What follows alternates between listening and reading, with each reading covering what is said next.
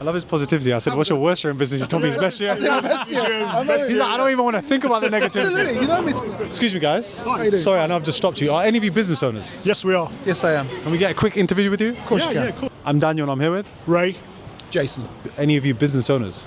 I am. used to be. He is. Okay, which industry do you work in? in the motor industry and in the property industry. So how did you start out? Tell me about the journey in the beginning. I'm going to put it back to my first property I ever bought when I was 21. You bought a property at 21? At 21. Yeah, was that for yourself? For myself. So I bought that property at 21, kept that property, diversified in different things that I was doing. I was in the motor industry fixing cars, and I went from fixing cars to doing sales, direct sales. That's where I learned a lot of stuff. Able to go knock on people's doors, speak to strangers, and sell people things that they didn't want or ask or need. So that's what made me. And then I went into, got back into the car industry, which is one of my mainstream things, which is fixing dents in cars. So that's my mobile day to day. And then what that's allowed me to do is to generate wealth, which I've now been able to buy properties. So increase from that property I bought when I was 21 to now escalate that to 10 properties that I have. Do you rent most of them out? Majority, yes, exactly, all of them, yeah. Okay, cool. Yeah. And what would you say is the biggest lesson you've learned in business that you hold dear to your heart right now? Ooh, biggest lesson. Don't take things personally. Remember things as business. Don't let emotion come into it. I had a guy that I met, I did an interview with him, and he said the same thing. He said emotions is the biggest thing you have to battle with doing business. Absolutely. And I asked him, what was the one time where your emotions got the best of you? And he said, one of his first clients didn't pay him. He sent the invoice for like a month. This guy said the South London came out on him and he ended up going to the guy's house. The police got called and everything. Well, money's money, isn't it? You know, at the end of the day, we all want to pay. We all got to live. We all got to eat. If you've done a job for someone, then you've got to be paid for that job, to be honest. So that guy not paying that guy the money then is just out of order, to be honest. At the end of the day. So. You said you were in business before. Which industry? I'm in the catering industry. Yeah, I run restaurants in Peterborough. It was dining pub of the year for about 4 years that I was there.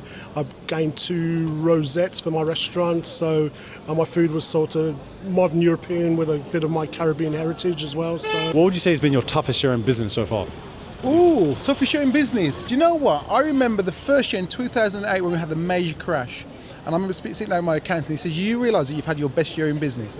And I didn't know how that happened. So you had your best year in business during the crash? During the 2008 crash. During the 2008 crash. I haven't got a clue how that happened. I love his positivity. I said, what's your worst year in business? He told me his best year. I said, best year. He's like, I don't even want to think about the negativity. Absolutely. You know what I mean? To be fair, I can't even think of a year my worst year in business. In fact, probably my worst year would have been 2 years ago when the franchise I was dealing with, we had a bit of a falling out. So that was probably my worst year. I know about franchises, stay away from them. What would you say yours has been? probably when I first started out running my pub restaurant in the first year was 98.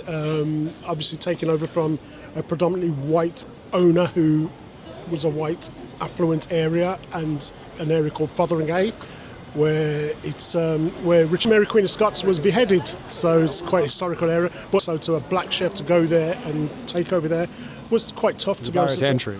Yeah, so turning it around was quite a tough year, 98, 99. But after that, plain sailing. Yeah. How old were you when you first became a millionaire? I'd say probably about 42. Still striving behind a millionaire. Almost. So we're going to pray. Pray to God. Yeah. What would you say allowed you to become a millionaire? The mindset or the things you did, either the physical or the mental, that other people don't do? I would focus on, people focus on money. I always say to people, stop focusing on money, focus on giving great public service, great customer service, and doing your job properly. When you do those things, the money will come and play with you. A young kid comes up to any of you, he says, I want to be like you one day, I want to own a business. What's the one piece of critical advice you would give him? Don't believe the naysayers. Surround yourself with positive people. Surround yourself with the people who are doing it. Don't listen to your friends. Don't listen to the people who think they know it. Yeah. Because the people who are giving you the advice are the ones who are broke. They ain't doing it. Stick with people who are doing it. Did so with that.